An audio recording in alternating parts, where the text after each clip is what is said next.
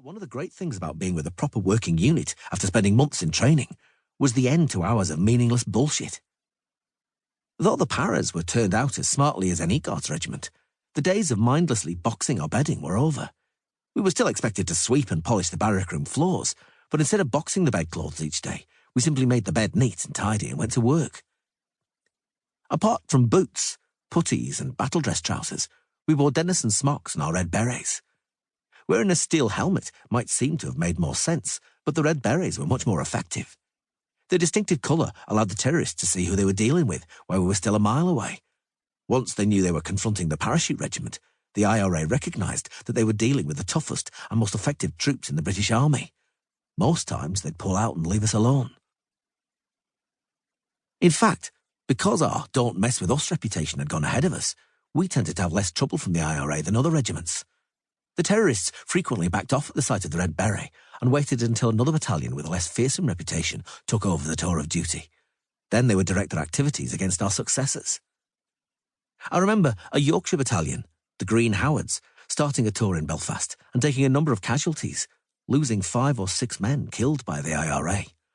The morale slumped so low that we were sent in to relieve them. We were barracked in the Flax Street Mill in the city's Ardoyne area, right in the heart of IRA territory, yet we didn't have a single incident. The reason was simply because the IRA took the view that if the paras are here, leave it alone until they've gone away again. We were both feared and respected, depending upon who was expressing a view and which side they were on. People knew we were a tough force and that, when challenged, we didn't pull our punches. Even so, the fear factor was always with us in Northern Ireland. You never knew when a sniper had you in the crosshairs of his telescope sight, or when an explosive charge might detonate, until it was too late. The trick was to keep moving, running from corner to corner, moving all the time so that nobody could draw a bead on you. We covered each other, and every action was quick, quick, quick. If you kept moving, you kept breathing, or at least you had a hell of a sight better chance of staying alive. Life in Northern Ireland was horrible. We never got any leave, and we always seemed to be on standby for something. We were constantly called out to deal with riots, and the locals would chuck bricks and petrol bombs at us.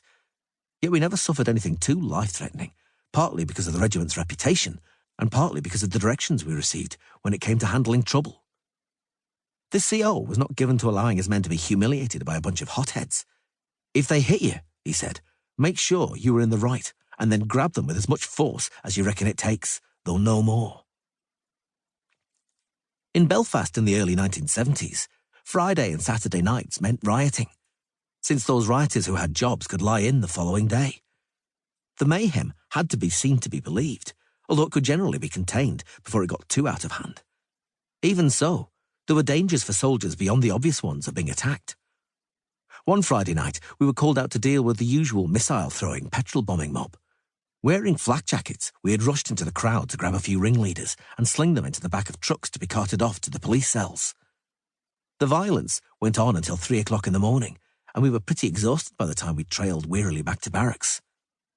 I was still sleeping when a warrant officer walked into the barrack room on the Saturday morning and, grabbing my shoulder, shook me awake. He then showed an Army Intelligence Corps flashcard. A photograph mounted on card used to identify suspected terrorists under my nose. For a few moments, I didn't know where I was, let alone who the guy on the flashcard was supposed to be. Slowly, the cobwebs cleared, however, and I heard the Sergeant-Major telling me that I was to attend court when the man I had arrested on Friday night was arraigned. The man in the photo on the card.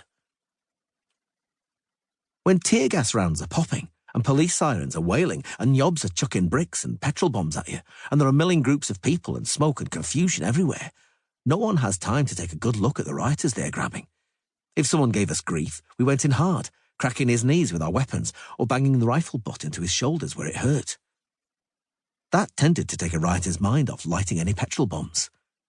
We seized them by whatever bit of their clothing we could lay a free hand on and, dragging them out of the crowd, threw them over the tailboard of the nearest truck. From then on, they were the responsibility of the police, who took them away, checked their records, and questioned them to see if they were on any wanted lists, and banged them up in cells pending a court hearing to establish their guilt or innocence in the matter of charges ranging from causing an affray or incitement to riot to grievous bodily harm or worse. While on the subject of the RUC, I've often read of them being accused of bias, tending to favour Protestants. I never saw...